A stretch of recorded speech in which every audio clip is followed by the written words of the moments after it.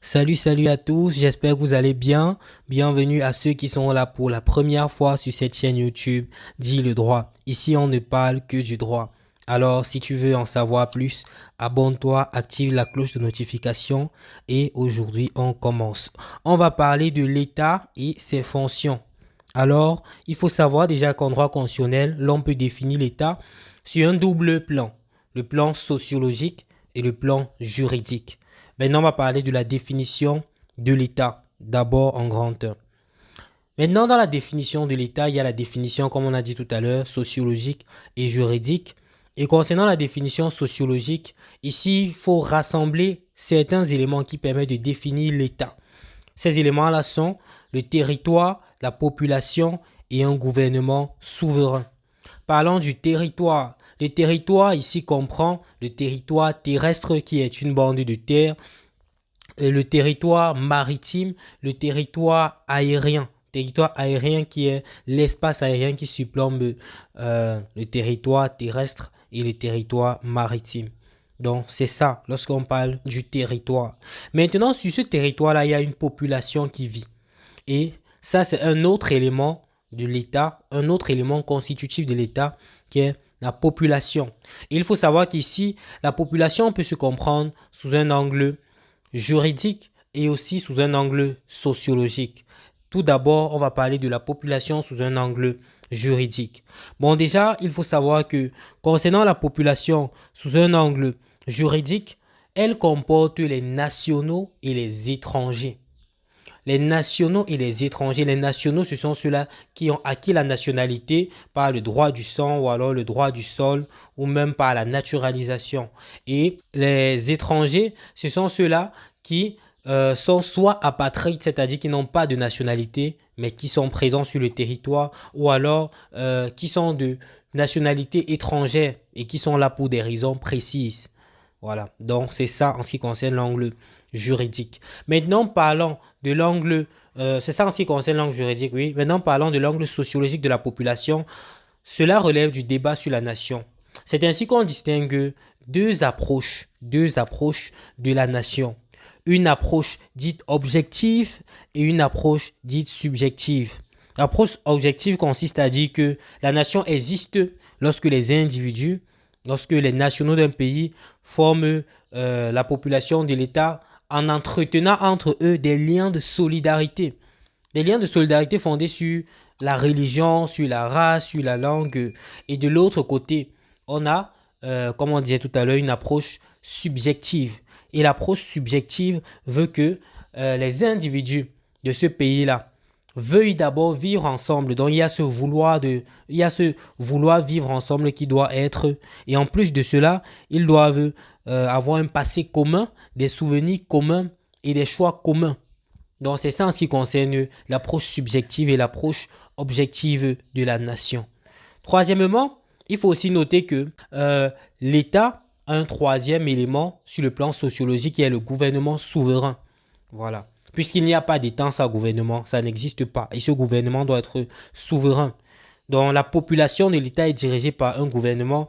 Et ce gouvernement-là désigne au sens large toutes les autorités de l'État, à savoir le pouvoir, les autorités du pouvoir exécutif, les autorités du pouvoir judiciaire et aussi du pouvoir législatif. Et tous y forment le gouvernement qui doit être souverain.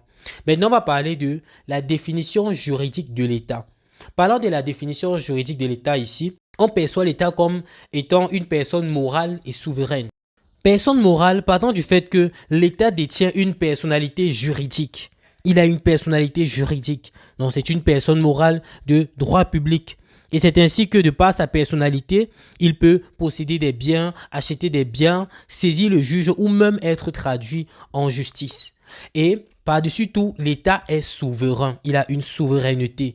Il détient une certaine souveraineté aussi bien sur le plan interne que sur le plan externe. C'est-à-dire sur le plan interne, il n'y a aucune autre entité qui peut commander l'État, qui peut être au-dessus de l'État. Et sur le plan externe, c'est-à-dire au niveau international, ça veut dire que l'État a un niveau égal à celui des autres États. Il n'y a pas d'État au-dessus d'un autre.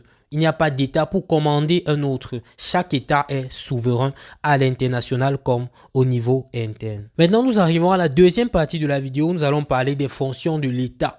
Et il faut savoir qu'ici, on distingue les fonctions juridiques et les fonctions politiques, encore qualifiées de fonctions extra-juridiques. Voilà, donc c'est ça lorsqu'on parle des fonctions extra-juridiques. Et nous allons commencer avec les fonctions juridiques de l'État. Sur le plan juridique, l'État exerce trois fonctions. On a tout d'abord la fonction exécutive, consistant à gouverner, à administrer. Et il faut savoir qu'elle s'inscrit dans la continuité de la fonction législative dont on va parler tout à l'heure.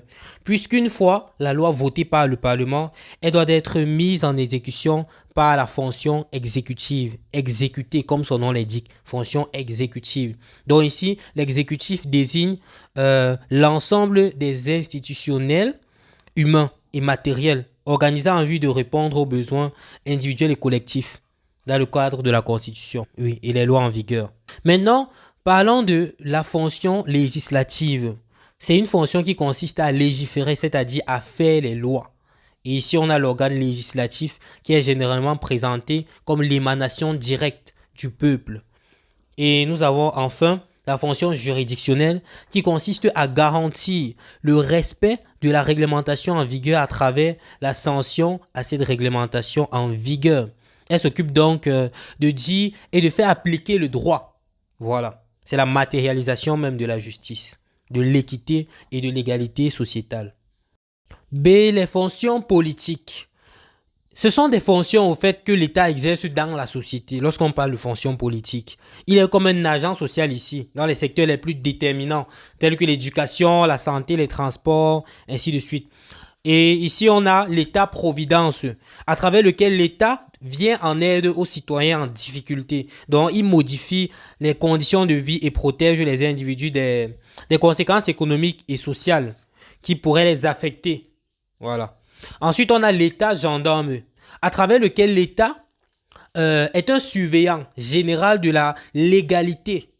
Donc, il est surveillant général de la légalité. Il se préoccupe de ses missions régaliennes, telles que la sécurité intérieure, la défense, la justice, la diplomatie, la monnaie, etc.